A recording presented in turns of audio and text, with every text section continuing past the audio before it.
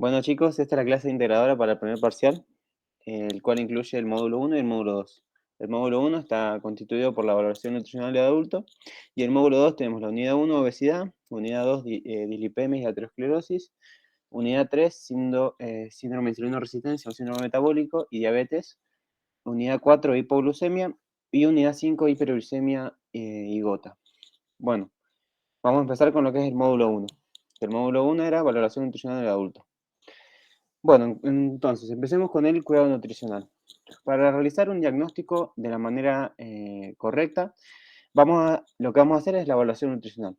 La evaluación nutricional va a incluir lo que es la evaluación antropométrica, que incluye lo que es el peso, la talla, el índice de masa muscular, circunferencia de cintura, circunferencia de cadera, relación cintura-cadera, y todas las medidas antropométricas que podemos llegar a tomar para obtener información acerca de la composición corporal de ese paciente y en base a eso poder realizar un diagnóstico y también nos va a servir para evaluar distintos cambios que se puedan llegar a dar en la composición corporal de la persona durante el tratamiento. Luego tenemos lo que es la valoración bioquímica, lo que serían los valores de laboratorio, que es una cuestión muy importante a tener en cuenta, ya que esto nos dará indicio del estado metabólico de esa persona, y en base a eso podremos realizar las distintas recomendaciones, los planes alimentarios, o lo que respecte al paciente. Posteriormente vamos a tener lo que es la valoración clínica, lo cual va a incluir lo que es los signos y síntomas del paciente. Signos, hacemos referencia a lo que nosotros vemos físicamente del paciente, y síntomas va a ser lo que el paciente puede llegar a sentir, ya sea como por ejemplo en algunos casos náuseas, dolor abdominal, esos serían los síntomas. Luego continuamos con lo que es la valoración dietética nutricional. En este tipo de valoración se tiene en cuenta todo lo que tenga con respecto al alimentario y con los hábitos de la persona. Además, también lo que se va a tener en cuenta es el estilo de vida de la persona, eh, con quién vive, qué come, quién cocina en su casa y todas esas cuestiones. En cuanto a la elaboración dietética y nutricional, tenemos que tener en cuenta eh, qué nutrientes van a ser críticos para la población en la cual vamos a realizar el tratamiento. Por ejemplo, si son niños, vamos a tener en cuenta ciertos nutrientes, si son embarazadas, ciertos otros nutrientes en los cuales poner énfasis. Em, Luego tenemos lo que es la evaluación inmunológica. La evaluación inmunológica hace referencia a obtener información acerca del estado inmunológico del paciente. Y por último, tenemos la evaluación del catabolismo. Esta evaluación del catabolismo nos va a servir en situaciones en donde ya sepamos que hay una alteración del catabolismo de la persona, entonces nos va a servir para evaluar cuál es de qué manera está progresando, o si está teniendo mejorías o está empeorando el paciente. Luego pasamos con los objetivos del tratamiento. Objetivos del tratamiento, vamos a tener objetivos que van a ser para la evaluación antropométrica, como por ejemplo puede ser disminuir la circunferencia de la cintura, disminuir el peso. Luego tenemos para el estado metabólico del paciente, y también tenemos para el diagnóstico, para objetivos para lo que sería con respecto a lo clínico, mejoría ya sea de signos o síntomas del paciente. Luego tenemos lo que son las estrategias, que vamos a tener la dietoterapia, que como le dice el nombre, la estrategia esta sería lo que más que nada lo que nos compete a nosotros, que es tratar cierta patología con la alimentación. Luego tenemos la educación, que puede ser educación alimentaria, educación diabetológica con respecto a la patología a la cual presenta el paciente. Luego tenemos la actividad física, que esto siempre va a estar a cargo de un profesor de educación física o alguien que esté informado sobre el tema. Posteriormente tenemos la psicoterapia y por último la farmacoterapia, que la farmacoterapia no es algo que nosotros podamos utilizar como estrategia propiamente dicho, sino que va a estar siempre prescripto por un médico. Luego tenemos lo que son las necesidades nutricionales, que va a respectar la prescripción de etoterápica, que esto vamos a indicar nosotros cómo va a ser nuestro plan. Puede ser un plan hipocalórico, hipercalórico, hiposódico, hipograso, bajo en grasas, un plan bajo en hidratos de carbono, y bueno, todo esto va a depender de la patología que presente la persona. Luego tenemos las necesidades nutricionales, que por un lado vamos a tener la fórmula sintética, la cual integra los macronutrientes, hidratos de carbono, proteínas y grasas. Y también tenemos que tener en cuenta el valor vitamínico y mineral para las patologías en las cuales se haya que tener en cuenta ciertos nutrientes, ¿no? Micronutrientes en este caso. Y por último tenemos el monitoreo. En cuanto al monitoreo, es una parte muy importante de lo que sería el cuidado nutricional, ya que vamos a saber si nuestro tratamiento fue realmente efectivo, o si debemos ajustar ciertas cosas, o si estuvo mal lo que hicimos, porque pues podemos llegar a equivocarnos. Entonces, para evaluar, para realizar un monitoreo, lo podemos hacer ya con un seguimiento del paciente, con otra valoración bioquímica a lo largo del tiempo y también con la otra valoración antropométrica. Eh, bueno, ahora vamos a pasar con la módulo 2, el cual la primera parte es obesidad.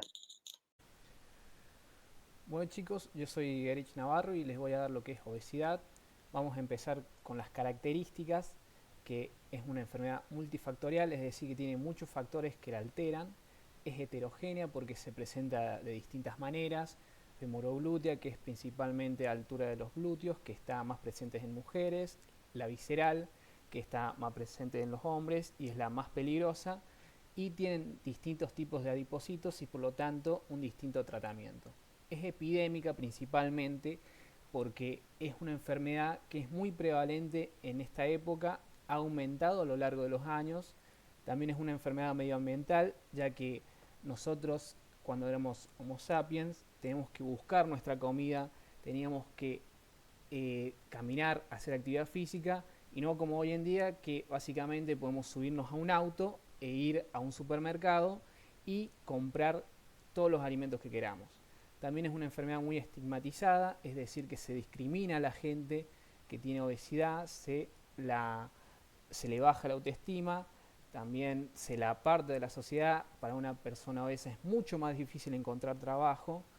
También es metabólica principalmente porque el tejido adiposo es un tejido metabólicamente activo y eh, con genética predisponente. Es decir, que hay personas que van a almacenar más cantidad de tejido adiposo que otras. Y además es un tejido endocrino. Es decir, que va a producir distintas hormonas que van a afectar al mismo tejido adiposo o a otros tejidos. La fisiopatología se basa principalmente en que cuando una persona consume un exceso de calorías, el adipocito aumenta su tamaño, es decir, una hipertrofia, hasta que llega a un límite y su capacidad de buffer se pierde. ¿Y qué es lo que va a pasar? Si perdemos esa capacidad de buffer, todo lo que serían esos ácidos grasos se van a convertir en ácidos grasos libres y va a generar que se almacenen en otros órganos generando una inflamación. ¿Por qué una inflamación? Porque estos ácidos grasos libres van a ser un cuerpo extraño en otros órganos que no necesitan estos ácidos grasos. Además tenemos lo que es la hipertrofia, que genera un aumento en la lipólisis. Por lo tanto, esta hipertrofia genera un aumento de la lipólisis y una lipotoxicidad. ¿Por qué genera lipólisis? Principalmente cuando se hipertrofia, disminuye lo que es el flujo sanguíneo. Al no tener flujo sanguíneo no tiene nutrientes, genera una hipoxia y por lo tanto una muerte celular. Y si genera muerte celular va a haber una infiltración de macrófagos y los macrófagos van a producir adipoquinas proinflamatorias como la interleuquina 6, el factor de necrosis tumoral entre otras, generando más inflamación. El problema es que es un proceso inflamatorio crónico, que es la principal raíz de un montón de enfermedades como síndrome metabólico, insulinoresistencia, enfermedad cardiovascular, cáncer y otras enfermedades. Pero es la raíz de todo lo que vamos a ver. Por eso es el tema más utilizado en los finales, porque es el que más se relaciona con todas las patologías. Hablando ahora del tejido adiposo. El tejido adiposo visceral es el más peligroso de todos, principalmente porque drena el hígado, genera más enfermedades cardiometabólicas y es más sensible a los estímulos lipolíticos y lipogénicos. Por lo tanto, cuando tengamos una enfermedad como lo sería una obesidad mórbida, vamos a tener que es mucho más sensible a estos estímulos lipolíticos y va a drenar más ácidos grasos libres a todos los órganos y por eso es más peligroso, a diferencia de lo que sería el tejido adiposo subcutáneo, que no drena hacia el hígado y dependiendo de la ubicación, que por ejemplo podría ser femoroglútea, va a ser menos peligroso. Hablando ahora del adipocito, tenemos el pardo, que generalmente está en niños y recién nacidos, que es para la termogénesis, es decir, cuando nosotros tenemos frío, este tejido adiposo pardo se cataboliza y genera calor. En cambio, el tejido adiposo blanco almacena energía y por lo tanto almacena ácidos grasos. Para nosotros saber cómo detectar esta obesidad tenemos muchas pruebas, pero las más importantes van a ser el IMC, que teniendo la tablita sabemos que más de 24,9 es sobrepeso, mayor a 30 es obesidad y así sucesivamente. Los pliegues cutáneos, que es una técnica que se utiliza mucho en la antropometría para determinar lo que sería el tejido adiposo. Principalmente nos ayuda a determinar dónde y también qué tipo de obesidad tiene, porque no es lo mismo determinar tener un IMC de 25 y tener pliegues cutáneos femoroglúteos que tener un IMC de 30 y además tener una grasa visceral. El porcentaje de peso ideal también nos ayuda a determinar en qué porcentaje se encuentra de su peso ideal, y el diámetro sagital nos indica lo que sería la grasa visceral. Por lo tanto, nos ayuda a detectar esta grasa, que es la más complicada. Y luego, para llegar a las cirugías en la obesidad, que esta es la última alternativa que tenemos la restrictiva, que disminuye el volumen gástrico. ¿Qué es lo que pasa? Si nosotros disminuimos el volumen gástrico, es más fácil que este se distienda, y al distenderse genera saciedad. Por eso se saca el volumen gástrico. Y las malabsortivas lo que hacen es disminuir el volumen gástrico e intestinal, generando un menor recorrido intestinal. Por lo tanto, menos superficie absortiva, y si hay menos superficie, hay menos calorías absorbidas. Y las mixtas, que son la combinación de las otras dos.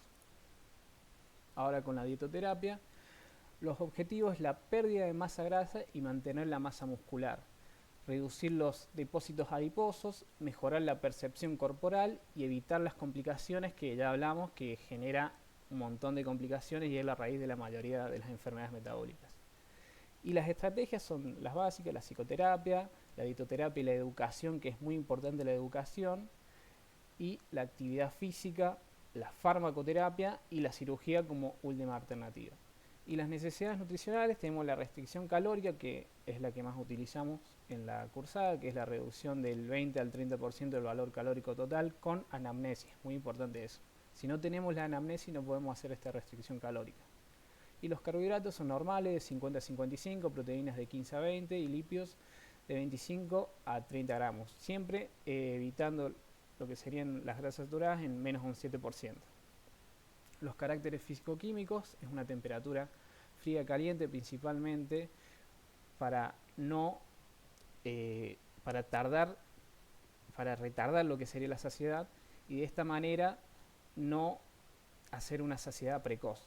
La consistencia es semisólida, sólida, también se puede agregar líquida, pero se busca una consistencia, un grado de digestión difícil, principalmente para hacer más tardía esta saciedad. Y el volumen es aumentado, ya que si nosotros damos calorías muy concentradas, lo que vamos a generar es que el paciente no tenga saciedad, porque le vamos a dar muy poca cantidad de alimento y mucha cantidad de calorías. Y el fraccionamiento generalmente se utiliza 4 comidas más 2 colaciones, siempre dependiendo del paciente y si puede hacer todas estas comidas. La fibra es normal, de 20 a 30 gramos. Y bueno, el sabor y aroma es suave y estimulante, las purinas son normopurínicas, el colesterol es normocolesterínico y el sodio también normosódico.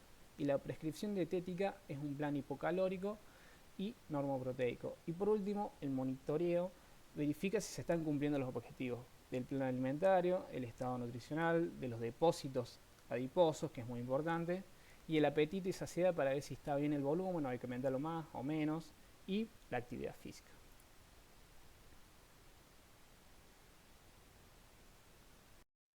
Bueno, chicos, vamos a continuar con lo que es la insulino resistencia. Bueno, la insulino resistencia es una condición fisiopatológica por la que el organismo produce insulina, pero los tejidos no pueden utilizarla en la forma adecuada para permitir el ingreso de la glucosa a la célula. ¿Esto qué quiere decir? Nuestro páncreas va a producir insulina de manera normal, pero debido a la acumulación de ácidos grasos libres en órganos extradipositarios, se va a inhibir el ingreso de la glucosa a la célula. Esto es consecuencia del estado proinflamatorio crónico asociado al estrés oxidativo generado por el depósito extradipositario de ácidos grasos libres, que alteran e inhiben la proteína quinasa 3, e impidiendo el ingreso de la glucosa a la célula. La proteína quinasa 3 es una proteína la cual está involucrada con el ingreso de la glucosa a la célula. Esto, como lo explicó anteriormente mi compañero, del que el depósito extradipositario de los ácidos grasos libres, causado por la obesidad, nos va a causar insulinoresistencia. Bueno, consigamos con las consecuencias. Consecuencias hay varias, las más importantes a destacar son producción inadecuada de glucosa, ya sea por parte del hígado, una disminución de la captación muscular, no solamente del músculo, sino de los otros tejidos que necesitan glucosa para funcionar, y hay un aumento de los ácidos grasos libres circulantes por la degradación de la lipoproteína lipasa. Bueno, en cuanto a la etiología de la insulinoresistencia, puede ser muy variada. Se puede dar por factores genéticos, por factores ambientales, puede ser secundaria al consumo de ciertos fármacos, puede ser secundaria a patologías como la hipodistrofia, la obesidad, las dislipemias, el estrés, y puede ser fisiológica. Condiciones fisiológicas como en la adolescencia, donde sean alteraciones de las hormonas sexuales, se puede producir la insulinoresistencia. Situaciones como el embarazo, en donde hay también una alteración a nivel metabólico, pueden producir la insulinoresistencia, y el envejecimiento, en el cual hay una pérdida de lo que es la masa magra, o sea, masa muscular, y un aumento de la masa grasa, lo cual puede llevar a que se dé la insulinoresistencia. Vamos a tener distintos tipos de insulinoresistencia. El tipo A, que es una disfunción o disminución de los receptores de insulina. Esto hace referencia a que hay una alteración entonces en los receptores, los cuales están presentes en la célula, que se encargan de recibir a lo que es la insulina. Luego tenemos la tipo B, que son anticuerpos contra los receptores de insulina. En este caso se ven afectados los receptores de la insulina. La tipo C, que es un defecto en los porreceptores, lo que se produce una lipodistrofia. Y secundaria, que va a ser por obesidad, estrés, diabetes, infección, uricemia o exceso de glucocorticoides. Bueno, en cuanto a lo que sería la fisiopatología de esta enfermedad, tenemos la obesidad excesiva y visceral, genera alteración del tejido adiposo. ¿Por qué la obesidad excesiva y visceral? Como ya lo explicó mi compañero anteriormente, la obesidad visceral es allí donde se encuentra el tejido adiposo mayor metabólicamente activo, por lo tanto se genera un aumento de la liberación de los ácidos grasos libres cuando se da una hipertrofia de los adipocitos. En primer lugar se da una hiperplasia y posteriormente se va a producir lo que sería la hipertrofia. Esta hipertrofia, como lo dijo mi compañero anteriormente, va a producir la liberación de distintas sustancias proinflamatorias como la interleuquina 6, el factor de necrosis tumoral, y también sustancias liberadas por los macrófagos y las células de defensa. Bueno, este estrés oxidativo producido en el retículo endoplásmico va a causar el estado inflamatorio y se van a liberar adipoquinas secretadas por adipocitos y macrófagos, como ya lo nombré anteriormente. Esto obviamente va a afectar a distintos órganos y tejidos. Principalmente puede afectar al hígado, produciendo un aumento en la producción de glucosa. También consigo mismo va a traer un aumento en la producción de triglicéridos y un aumento de la producción de cuerpos cetónicos.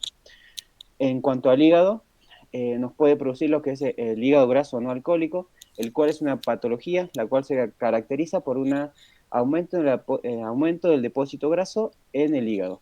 Esta enfermedad, con el paso del tiempo, puede progresar a lo que es la cirrosis. En el músculo va a disminuir lo que es la captación de glucosa por el músculo, lo cual va a causar un estado de hiperglucemia. En el páncreas se produce una alteración de las células beta. Recordemos que las células beta son las cuales se encargan de producir la glucosa y secretarla a la sangre. Por lo tanto, al páncreas, al estar constantemente secretando lo que es la insulina, va a llegar un momento en que este páncreas va a ser disfuncional, debido a que va a secretar tanta cantidad de insulina que en el momento es disfuncional debido a la alteración de la secreción. Y también se puede producir una alteración a nivel de las células alfa, la cual secretan glucagón. El glucagón también es una sustancia la cual se encarga de disminuir los niveles de glucosa en sangre. A nivel de riñón, hay un aumento en la reabsorción de la glucosa, lo cual va a producir a largo tiempo, un largo plazo, va a producir una alteración a nivel renal. Franco, Y te puedo hacer una corrección. El glucagón aumenta lo que sería la glucosa en sangre. Perdón, sí, ahí me confundí. Tiene razón mi compañero. Bueno, seguimos con lo que es el riñón, que hay un aumento en la reabsorción de glucosa, Y esto también, con lo largo del tiempo, también puede llevar a producir lo que es el ácido úrico o gota, que lo va a explicar mi compañero más adelante. Luego, en cuanto al cerebro, se puede producir disfunción en los neurotransmisores de la regulación de la ingesta, y también se da una alteración a nivel del perfil lipídico, lo que va a producir la aterosclerosis. Bueno, en cuanto para el criterio diagnóstico para diagnosticar la insulinoresistencia, tenemos distintos métodos para diagnosticar. Tenemos en este caso lo que es el clamp glucémico, que es el gold estándar, en el cual se administran cantidades de glucosa e insulina por vena y mediante un algoritmo matemático se estima la sensibilidad de la insulina. Luego tenemos pruebas indirectas, que es una es el aumento de la glucemia, tolerancia en ayunas. Otra puede ser la concentración de insulina en ayunas, que vamos a medir la insulinemia basal. Otra es el modelo homostático de evaluación de la resistencia a la insulina. Y por último tenemos el índice de verificación cuantitativa de la sensibilidad de la insulina. Y luego tenemos la insulinemia, la prueba de tolerancia de la glucosa, prueba de tolerancia oral de la glucosa. Bueno, continuamos con el síndrome metabólico o síndrome de insulinoresistencia, que se dice que es síndrome porque es un conjunto de manifestaciones clínicas. Entonces, el síndrome metabólico, por definición, es una condición clínica que incluye un conjunto de anomalías cardiometabólicas como hipertensión, obesidad visceral, insulinoresistencia y dislipemia. Se lo puede definir como una adiposopatía, consecuencia de la lipotoxicidad generada por la obesidad central, lo cual ya hablamos anteriormente. En este esquema podemos estar resumido lo que sucede a nivel del organismo con el síndrome metabólico. Tenemos las citoquinas proinflamatorias liberadas por los macrófagos, tenemos las adipoquinas y citoquinas también proinflamatorias liberadas por el tejido adiposo enfermo, y tenemos los marcadores inflamatorios, como en este caso va a ser el hígado, el cual hay un aumento de la adiposidad del hígado debido a esta consecuencia de ácidos grasos libres. Entonces, el síndrome metabólico, que no va a generar insulinoresistencia, lo cual va a progresar hacia una diabetes, más que nada más común es diabetes tipo 2. Luego nos va a producir la hipertensión arterial debido a la aterosclerosis que se produce, a esas alteraciones del perfil lipídico, las cuales están asociadas con la obesidad y la insulinoresistencia, y una dislipemia, lo cual va a causar hígado graso no alcohólico. Hígado graso, como lo mencioné anteriormente, es una acumulación excesiva de adipocitos en el hígado.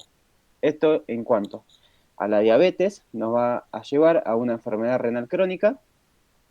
La aterosclerosis nos va a llevar a complicaciones cardiovasculares, al igual que la enfermedad renal crónica y la diabetes, y el hígado graso alcohólico nos puede llevar. Tenemos tres caminos: complicaciones cardiovasculares, el cáncer, y nos puede llevar a lo que es una cirrosis, que sería el último estadio del estado del hígado. Bueno, en esta segunda diapositiva podemos ver que se inicia el esquema, entonces con que se ve afectada el ingreso de la glucosa a la célula. Esto se da debido a que hay un adipocito hiperplásico hipertrófico, el cual aumenta la liberación de ácidos grasos libres y se deposita en órganos extradepositarios.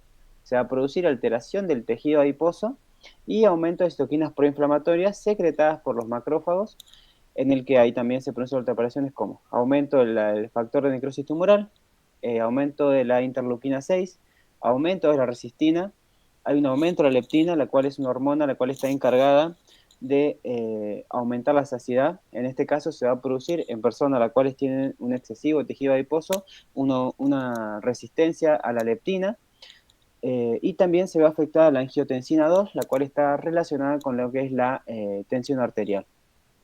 Y también hay una disminución de lo que sería la adiponectina, la cual es una hormona también secretada en el tejido adiposo, la cual se encarga, regula la oxidación de los ácidos grasos libres y disminuye los triglicéridos en el plasma, mejorando el metabolismo de la glucosa. Todo esto va a traer consigo, va a traer una hiperglucemia y va a afectar a distintos órganos. Vamos a ver lo que pasa en el músculo. En el músculo se va a disminuir la captación de la glucosa, vamos a tener una hiperglucemia postprandial, debido a que la glucosa no va a poder entrar a la célula, entonces se va a quedar a nivel sanguíneo y se va a producir una inflamación debido a este depósito extradepositario en el músculo. En el hígado hay un aumento en la producción de la glucosa hepática y hay un aumento en la agregación de glucógeno hepático también. se produce un aumento de la producción de triglicéridos y de las lipoproteínas VLDL, y se produce la acumulación de adipocitos en el hígado, lo cual va a llevar a un hígado graso no alcohólico. En cuanto al páncreas, se produce la apoptosis de las células beta y una disminución de la secreción de insulina a lo largo del tiempo, ya que se va a ver afectada la función del mismo. Se va a producir el páncreas, la parte en la cual se encarga de secretar la insulina del páncreas se va a ver afectada. En cuanto a nivel del corazón, se va a producir un aumento de la función cardíaca y hay un riesgo de isquemia. Esto debido a la aterosclerosis, la cual se causa como consecuencia de la disfunción endotelial que producen estos ácidos grasos libres. Eh, y también, bueno, esto va a llevar a una aterosclerosis. Por último, tenemos un daño a nivel renal, lo cual va a llevar a un aumento de la reabsorción de la glucosa y con lo largo del tiempo esto puede llevar a una enfermedad renal crónica. Y por Disculpame, último tenemos... Franco, ¿me dejas Sí, aportar algo? sí, sí. El problema principal que tiene que el hígado aumente la producción de glucosa es que no se va a poder almacenar lo que sería la glucosa que ya está circulante. Por lo tanto, si no se almacena la glucosa circulante, el cuerpo va a pensar que no tiene glucosa y por lo tanto va a liberar lo que es glucagón y va a hacer que esta hiperglucemia sea aún peor por este aumento de lo que sería por la glucosa hepática que la aumenta a la glucosa ya circulante. Por lo tanto, esta disfunción del hígado va a proveer y producir lo que serían las hiperglucemias y por lo tanto a posteriori va a generar complicaciones como retinopatías, neuropatías, entre otras.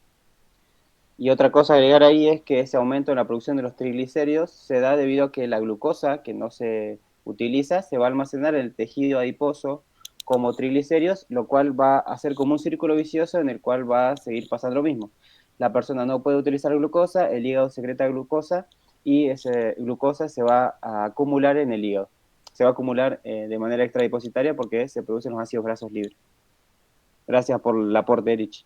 No, por favor. Eh, Luego pasamos a lo que son los criterios de diagnóstico del síndrome metabólico. Tenemos 4 organismos, tenemos la OMS, el ATP3, la Federación Internacional de Diabetes y el Consenso del 2009.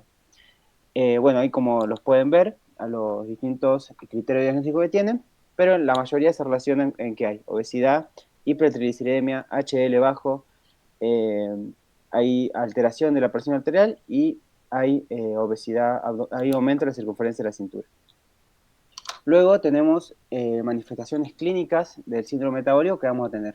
La acantosis nigricans, los papilomas cutáneos, el hirsutismo, tenemos la aropelasia androgénica y también tenemos la circunferencia de la cintura elevada. Bueno, ahora pasamos con lo que es la dietoterapia para insulinoresistencia y síndrome metabólico. En cuanto a los objetivos que vamos a tener, principalmente es prevenir y tratar la obesidad, controlar la insulinoresistencia y prevenir las enfermedades crónicas no transmisibles, como la diabetes, la dislipemia y la hipertensión arterial principalmente. Las estrategias que vamos a utilizar son la hitoterapia, un régimen adecuado a los factores metabólicos alterados, ya va a ser disminución del peso excedido, que lo principal que debemos tener en cuenta es que tenemos que normalizar la grasa visceral, normalización del lipidograma, estabilización de la TA y normalización de los valores de glucemia pre y postprandial. Eso sería en cuanto a la dietoterapia. Luego otra estrategia sería la actividad física y la farmacoterapia. En cuanto a las prescripciones dietoterápicas, va a ser un plan hipocalórico en caso de que haya sobrepeso o obesidad, control de los carbohidratos simples si hay hipertrigliceridemia o intolerancia a la glucosa, un plan hiposódico si hay hipertensión o prehipertensión, y aplicar el ATP3 esté o no alterado el lipidograma. En cuanto a las necesidades nutricionales, va a ser individualizado al paciente. Los hidratos de carbono van a ser un 50 o un 60% del valor calórico total. La fibra va a ser de 25 a 30 gramos de fibra, priorizando el consumo de fibra soluble. Las proteínas de un 15%, las grasas de un 25 a 30%, las grasas saturadas de un 7%, mayor de un 7%, perdón, menores de un 7%, las monoinsaturadas hasta un 20% y las grasas trans menores al 1% que directamente no se consuman. El colesterol va a ser menor a 200 miligramos por día. Y bueno, también se va a estimular el consumo de estenoles y esteroles vegetales. Y en cuanto al monitoreo nutricional, nos vamos a preguntar si se están cumpliendo los objetivos mediante la modificación de los valores de laboratorio, los cuales se van a ver alterados. Bueno, chicos, ahora continuamos con lo que es la diabetes mellitus, que, bueno, vamos a dar la definición, que es un desorden metabólico de causas múltiples caracterizado por la hiperglucemia crónica asociado a alteraciones del metabolismo de los hidratos de carbono, proteínas y grasas. En cuanto a las características principales de esta patología, tenemos un déficit en la secreción de insulina, disminución de la utilización de la insulina, aumento de la producción de glucosa y alteración de la utilización de las fuentes energéticas.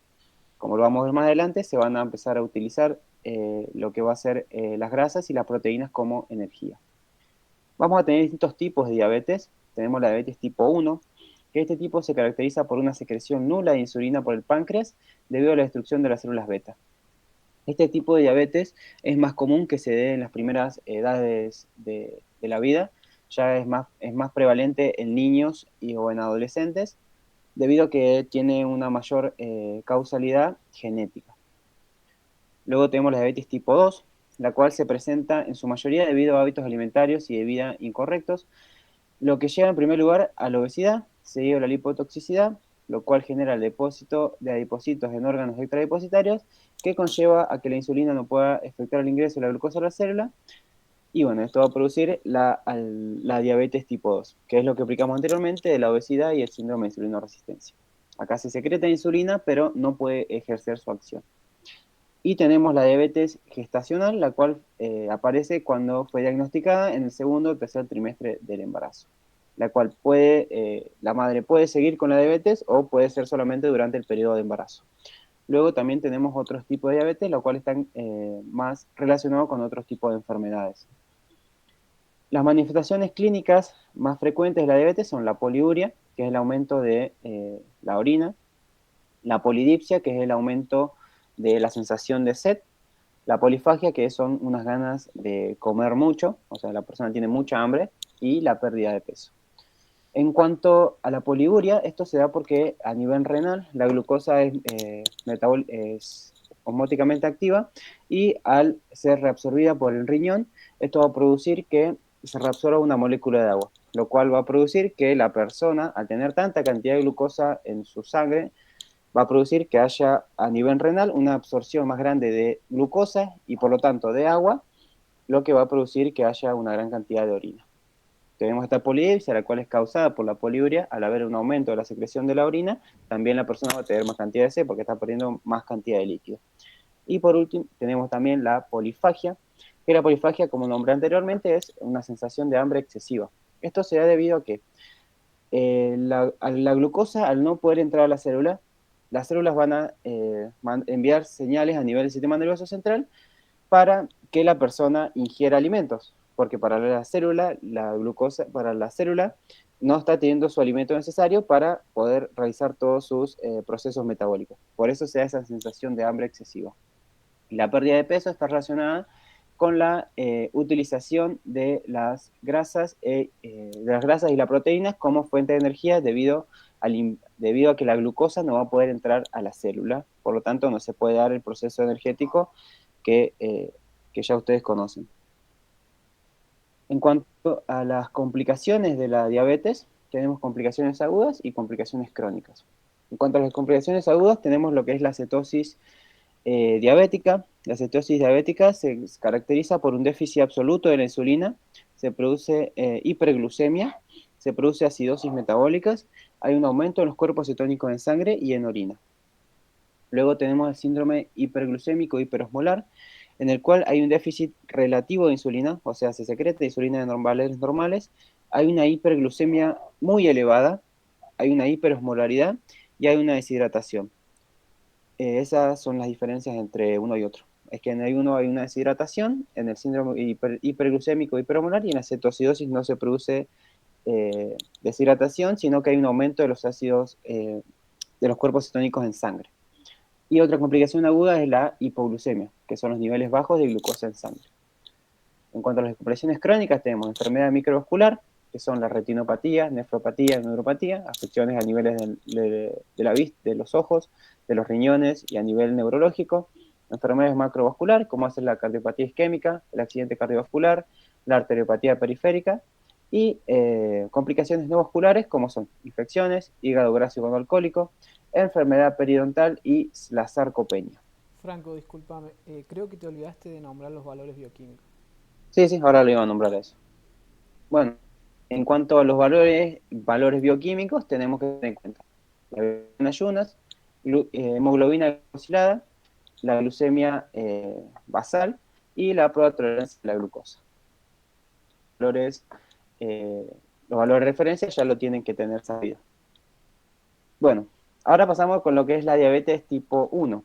Entonces, la diabetes tipo 1, como las causas que tiene la diabetes tipo 1 van a ser, hay una predisposición genética, que por eso es más prevalente en niños, factores ambientales no establecidos, como la introducción temprana de alimentos eh, previos a la alimentación complementaria, como pueden ser exposición temprana al gluten, a la proteína de leche de vaca, o una afección tanto también en la microbiota intestinal, o una respuesta inmunológica también.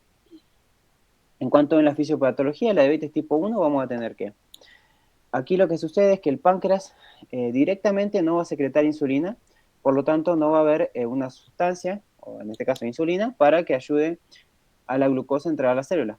Por lo tanto, se va a producir ese estado de hiperglucemia. Hay una ausencia de la secreción de insulina por el páncreas, acumulación de la glucosa en sangre, esto va a producir la gluconeogénesis y una hiperglucemia. Por lo tanto, una disfunción a nivel celular. En cuanto al diagnóstico de la diabetes tipo 2, el 85 al 90% de los pacientes se pueden encontrar anticuerpos, anticélulas beta, anticuerpos antiinsulina, anticuerpos antidescarboxilasa y valores de bajo de insulina y valores bajos de péptido C. Al tratamiento, principalmente el tratamiento de la diabetes tipo 1, se hace hincapié en la farmacología, la dietoterapia, la actividad física y la psicoterapia. Y otra cosa que me olvidé agregar ahí es que la educación diabetológica también es muy importante. En cuanto a la diabetes tipo 2, las causas principales de la diabetes tipo 2 van a ser obesidad, sobrepeso, insulinoresistencia, hipertensión arterial, antecedentes familiares. Este tipo de diabetes está más relacionado ya con las personas de edad avanzada, las cuales a lo largo de su vida vinieron haciendo las cosas mal, por así decirlo, y la consecuencia fue la diabetes tipo 2. En cuanto a la fisiopatología de la diabetes tipo 2, como lo muestra la imagen, tenemos el páncreas que va a secretar insulina, pero esta insulina no va a poder ingresar a la célula debido a que se va a ver afectado lo que es el ingreso de la glucosa a la célula. Esas son las diferencias de la diabetes tipo 1 y 2. En la diabetes tipo 1 no hay directamente secreción del páncreas de insulina, y en la diabetes tipo 2 sí se va a secretar insulina, pero no puede ejercer su acción. Porque se va a ver bloqueado el receptor de insulina en las células debido a la acumulación de adipocitos en tejidos extraadiposos. Las consecuencias van a ser gluconeogénesis, hiperglucemia, hiperinsulinemia y alteración a nivel pancreático. En cuanto al diagnóstico para la diabetes tipo 2, tenemos que la glucemia en ayunas, en 2 tomas aisladas, va a ser mayor a 110 miligramos por decilitro. La glucemia medida al azar, en 2 tomas, va a ser mayor a 200 miligramos por decilitro. Y la prueba de tolerancia de la glucosa va a ser mayor a 200 miligramos por decilitro. El tratamiento, en este caso, se hace hincapié más que nada en la dietoterapia, actividad física, psicoterapia, tratamiento farmacológico en algunos casos, según la indicación médica, y la educación diabetológica, que también me olvidé de ponerlo aquí.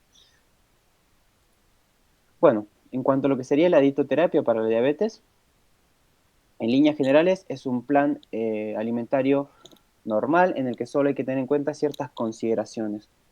Vamos con los objetivos. Los objetivos entonces son corregir las alteraciones metabólicas y las manifestaciones clínicas si existen, prevenir las complicaciones agudas y retardar las apariciones de complicaciones crónicas, y efectuar una correcta educación diabetológica tanto al paciente como a su familia.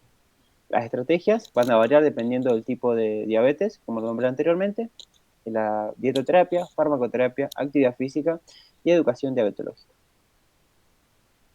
En cuanto a lo que sería la determinación de las necesidades nutricionales, el valor calórico total va a ser según la evaluación nutricional que hayamos hecho y el tipo de diabetes y edad del paciente. No va a ser lo mismo un plan para un niño que para una persona adulta.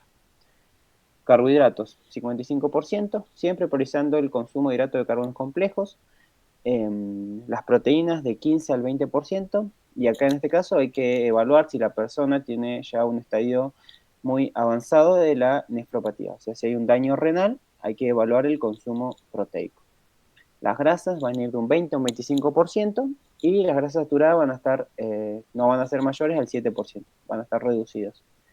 La fibra en este caso va a ser muy importante, ya que va a retardar esa absorción de glucosa, por lo tanto, no va a ser tanto el impacto en la glucemia que va a tener el consumo de los alimentos. La fibra va a estar aumentada de 25 a 35 gramos por día.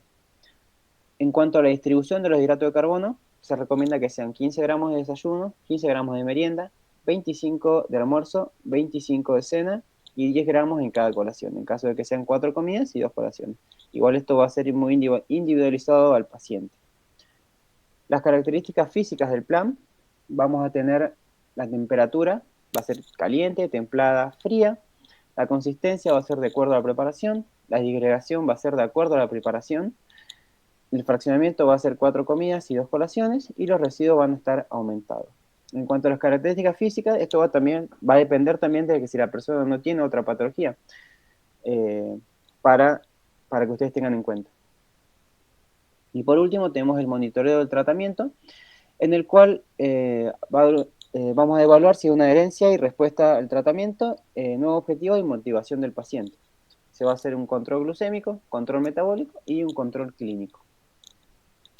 Por último, tenemos la farmacoterapia en diabetes. Tenemos distintos fármacos utilizados, como por ejemplo puede ser la metformina, la cual aumenta la sensibilidad de la insulina y disminuye la absorción intestinal de los hidratos de carbono. La glibenclamida, que van a estimular la secreción de insulina. La ascarbosa, la cual reduce la absorción intestinal de hidratos de carbono.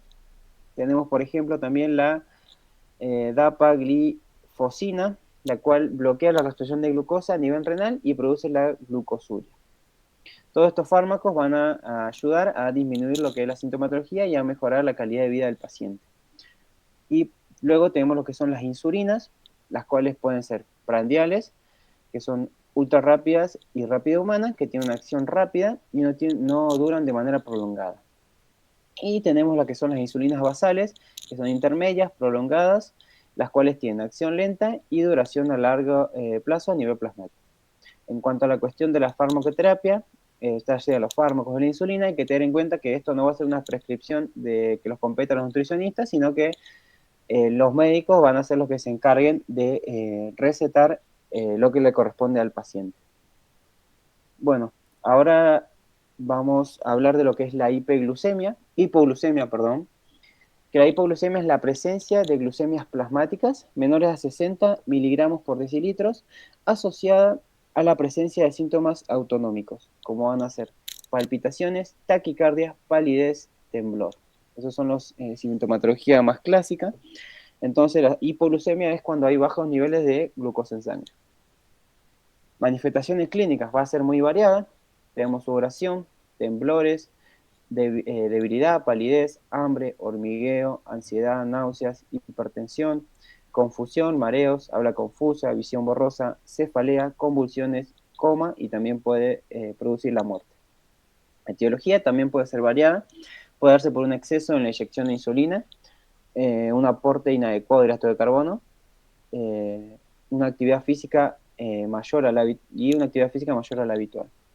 Clasificación, podemos clasificar en 3. Tenemos la leve, en la cual la sintomatología es hambre, nerviosismo, irritabilidad, mareos y sudoración leve, la cual se trata con ingesta de hidratos de carbono complejos y va a ser una colación extra, o si la comida está alejada, se va a adelantar el horario. Luego tenemos la moderada, la cual la sintomatología va aumentando, que es sudoración, palidez cutánea, taquicardia, palpitaciones, incoordinación del movimiento, pero la persona siempre va a estar consciente, la cual se trata con administración de hidratos de carbono simples y se agrega una proteína para enlentecer el proceso de absorción. Y tenemos lo que es la hipoglucemia grave, en la cual ya hay una pérdida del conocimiento y la cual se trata con la administración de glucagón exógeno. Bueno, ahora vamos a continuar con dislipemias. Bueno, Vamos a hablar de las dislipemias. ¿Qué son? Las dislipemias es la elevación de las concentraciones plasmáticas de colesterol, triglicéridos o ambos. Una disminución del nivel de colesterol asociado al HDL también contribuye al desarrollo de la aterosclerosis. Se clasifica como hipercolesterolemia, que es el aumento de la LDL, hipertrigliceridemia, aumento de los triglicéridos, hiperlipidemia mixta, que es el aumento de estas dos anteriores, y la hipoalfa lipoproteinemia, que es la disminución de la HDL.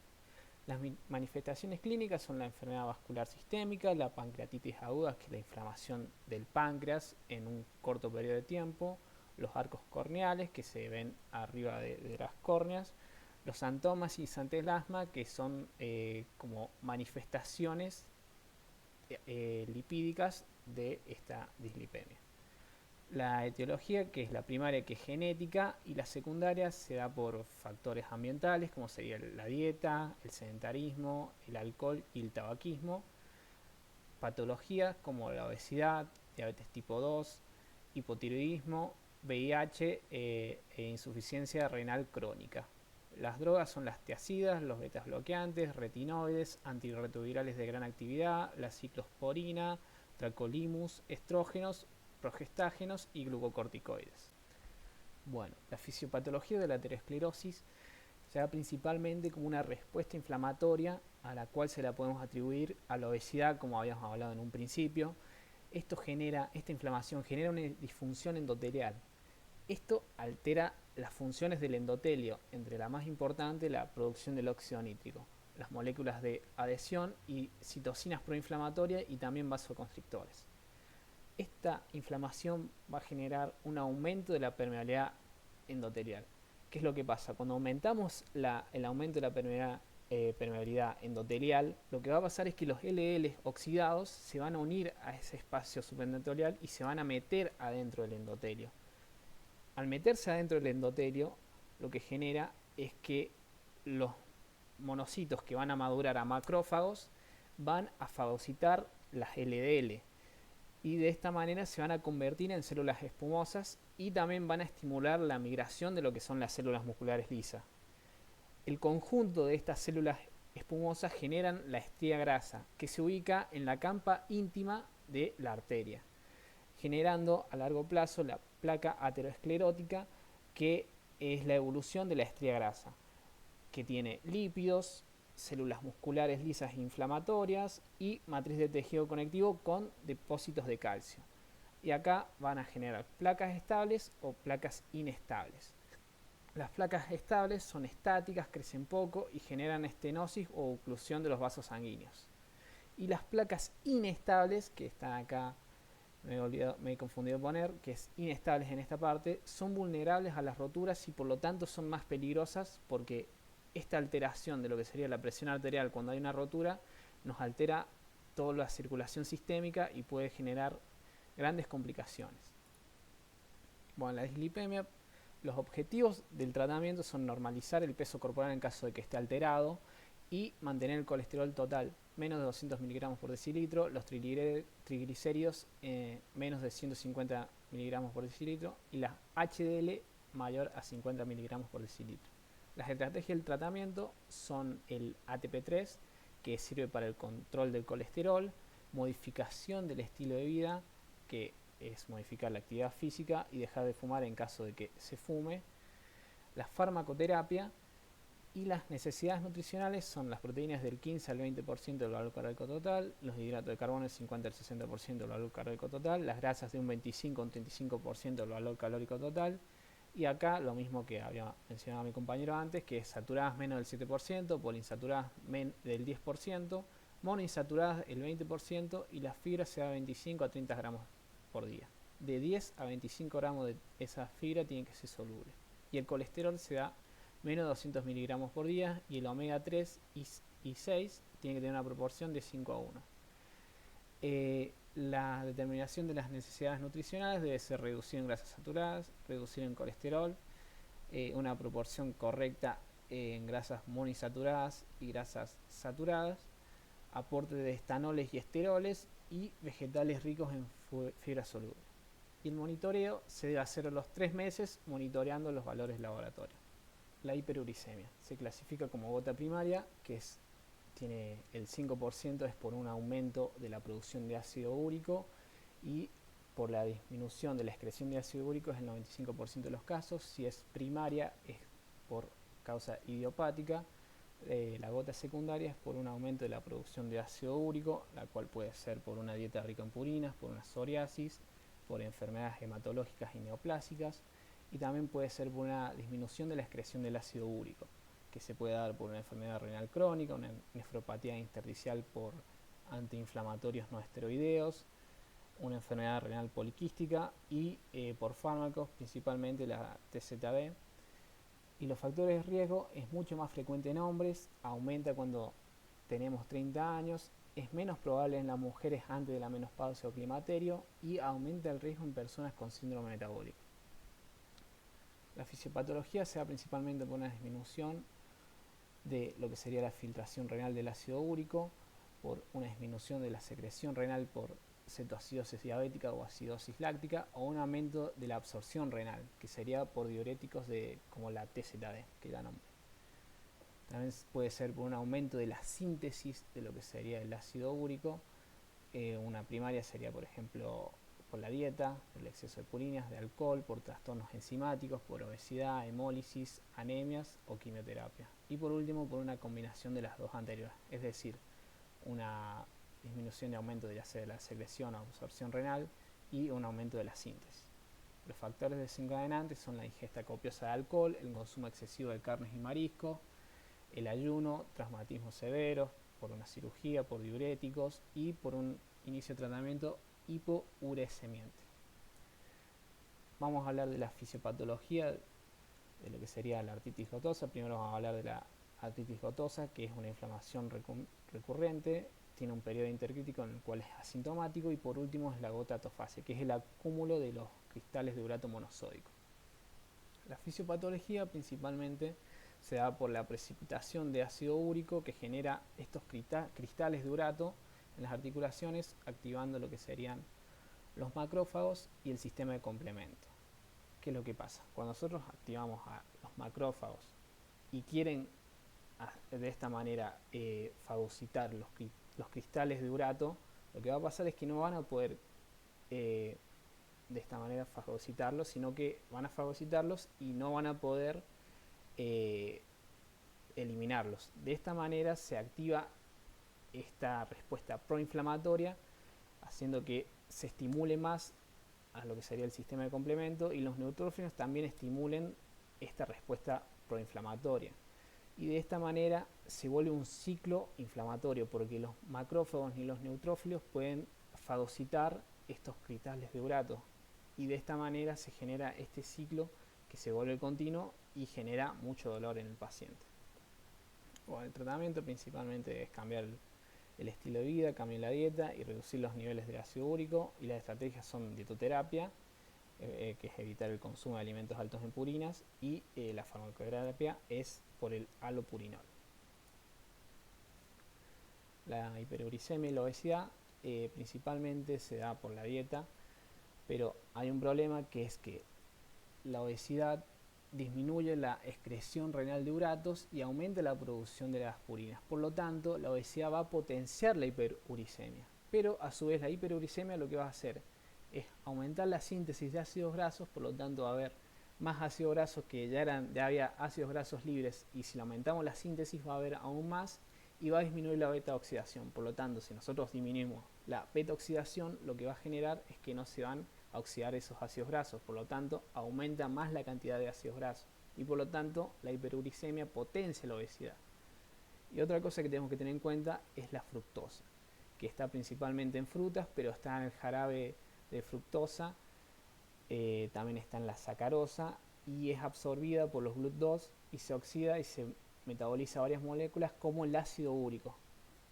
Ahí ven esa relación que tiene con la hiperuricemia, y además el ácido úrico potencia los efectos lipogénicos. Ahí ven esa relación con la obesidad.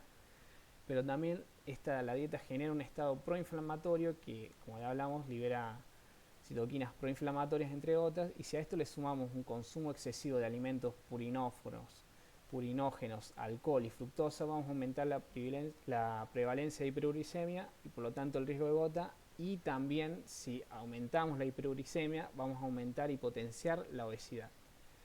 Ahora vamos a pasar con la hiperuricemia y el síndrome metabólico, que hay una probabilidad del 62% de padecer síndrome metabólico si ya se padece gota. ¿Por qué? Porque primero que todo, tener síndrome metabólico disminuye la excreción de uratos. Si no excretamos esos uratos, hay más probabilidad de hiperuricemia. Y además, la insulina genera esta reabsorción de los uratos, por lo tanto, va también a potenciar la hiperuricemia. Pero la hiperuricemia genera esta resistencia a la insulina y también genera daños oxidativos, la hiperuricemia, que generan daños en la vía de señalización de la insulina. Por lo tanto, es un ciclo vicioso que se potencian entre ellas y generan esta relación. Y por último, sería la hiperuricemia y la diabetes tipo 2.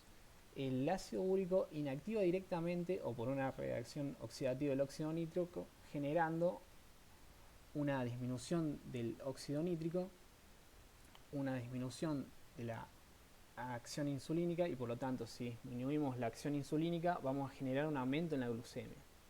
Y también la hiperuricemia produce estrés oxidativo que al inducir la producción de especies reactivas de oxígeno interfiere en la vía de la señalización de la insulina, generando un estado inflamatorio que además disminuye la sensibilidad a la insulina, disminuye la captación de la glucosa y disminuye la producción de la insulina. Por lo tanto, complica aún más lo que sería esta diabetes. Y la dietoterapia es principalmente vamos a tener los objetivos que serían la normalización del peso, normalizar los valores de ácido úrico y evitar las formaciones de cristales de urato. Las estrategias serían la dietoterapia y la farmacoterapia, como ya nombré anteriormente, y las necesidades nutricionales principalmente hacia un 8% de la energía total. Principalmente se estimula que el paciente elija una dieta vegetal, pero si quiere una dieta animal también puede, pero la dieta vegetal tiene menos alimentos purinóforos y purinógenos. Y los lípidos del 30 al 35%, principalmente vegetales, y los hidratos de carbono es un 55 a un 60%, tienen que ser complejos, y la prescripción es plan normo o hipocalórico dependiendo del paciente y es un plan hipoproteico. Bueno, el monitoreo debe ser cada 3 meses cuando hay un tratamiento con alopurinol y cada 6 meses, un año cuando hay un tratamiento dietoterápico. También tener en cuenta lo que sería ingerir de 2,5 y 3 litros de agua, incluyendo el agua contenida en las bebidas y alimentos, suprimir los alimentos purinóforos, controlar los alimentos purinógenos, mantener un peso normal, suprimir el alcohol en todas sus formas, disminuir los alimentos grasos, principalmente como serían los alimentos de origen animal que tienen mucha grasa, y disminuir los azúcares de absorción rápida. Bueno chicos, ya concluimos con lo que es el integrador. Queríamos decirle que el integrador que le vamos a subir es solamente a cuestión de repaso y que puedan ver los puntos más importantes, pero que tienen que estudiar de la teoría, obviamente. Esto es a modo de guía. Y bueno, nada, de mi parte desearle éxitos. Bueno chicos, recuerden que todo esto también les sirve para integrar algunos temas que por ahí sean un poco separados, pero las profes siempre hacen un buen trabajo y nosotros queremos reforzar esa integración de todos los temas, principalmente desde la obesidad, que es como el precursor de muchas de estas enfermedades. Y desde ya, muchas gracias por escuchar y suerte en los parciales.